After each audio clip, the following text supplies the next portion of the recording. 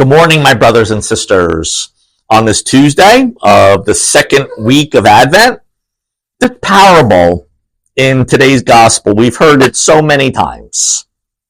And it's often called the parable of the lost sheep. But I always think it would be better if they call it the parable of the devoted shepherd. We always want to put ourselves with the lost sheep.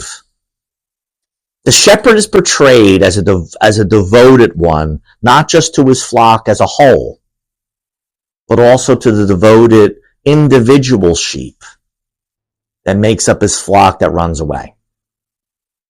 When one of them goes astray, thereby becoming completely vulnerable, there's nothing to scare the wolves away.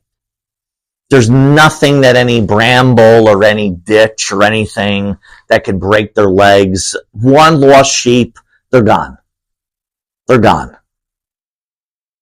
But when one of them goes astray, so vulnerable, it is this one sheep who becomes so much more significant for God than the other 99. This one sheep who strayed has great value in the eye of the shepherd. And that's shown by the shepherd's joy as he brings this little sheep back from the stray. And that's why for Jesus, the shepherd is an image of God, and also it's one of the greatest images of his own ministry. It's the ministry of what we hear during this Advent season, Emmanuel, the imagery of God with us. And that's why we always think with such a worldwide church, with all politics and things going on, with national issues, with various countries and all things, huge amounts of people, we could so think that we forget our uniqueness. The Lord values us as individuals. The Lord values us in our distinctiveness. He just doesn't see us as a citizen of this state or of a nation. He sees us as we are. Some of the greatest saints in the world, maybe some of you in our own time have met Pope St. John Paul II or Mother Teresa. So many times. I've never met them, but when anyone I've ever met talks to me about that encounter, they always say they looked at you like you were the only one in the world. While there were crowds of people clamoring, pulling on them, stretching out their hands, when they looked at you, you were the only one. That's the shepherd. We all have our own uniqueness during this Advent season. We all have our own distinctiveness. And the Lord wants us to come to Him where we are right now. Not what the Hallmark Channel says we should be in, not what Ebenezer Scrooge or Peanuts or Snoopy or A Christmas Story with the BB gun. We don't have to just find ourselves in that. Christ wants to find you in our own uniqueness and our own distinctiveness, because we are the greatest creatures that He has ever made. Each of us is the greatest of His own creation. He died for us individually and also as a whole. We are the greatest gift. That's what the shepherd shows us. Because for many political leaders in the last century, and even up into our own times, the well-being of the nation, which is important, of the motherland, the fatherland, the party, in any way, shape, or form around the whole world.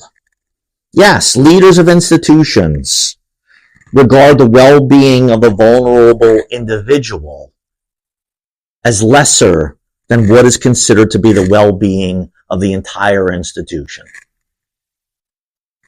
That's not where our Lord starts. He starts with each and every person. And when they know their love, when they know of their dignity, that's what forms the community. It starts from the marginalized, from the outcasts. It starts with them. And we've all felt like outcasts. And that's why the human and the institution of the church, that should be the exception. We want to meet everyone where they are at. Every disciple of Christ, everyone who calls himself a Catholic Christian, wants to meet people right where they're at. That's how we build, from the ground up. And that's why Jesus, however, understood that in looking after the individual, especially those who are the most vulnerable, that's how the group to which they belong would have a better chance of flourishing. If you could start with the most marginalized, if you could start with the weakest, then you could bring them up along with you. You don't have to pass them along the way. And my brothers and sisters, just like Jesus in his own humanity, we can feel so overwhelmed by all the problems, not just in our world, but in our lives. And that's why, not to just look at the greater picture, but just to start with each and every vulnerable individual that we meet along the way. Every vulnerable individual that we can walk alongside and then we could support. That's where our Lord wants us to start. And amazingly, who are the laity around that manger scene when Christmas comes? The shepherds. The shepherds are there, along with kings, along with a family. He brings powerful, he brings shepherds, and he brings people of every day, and all of them have great worth.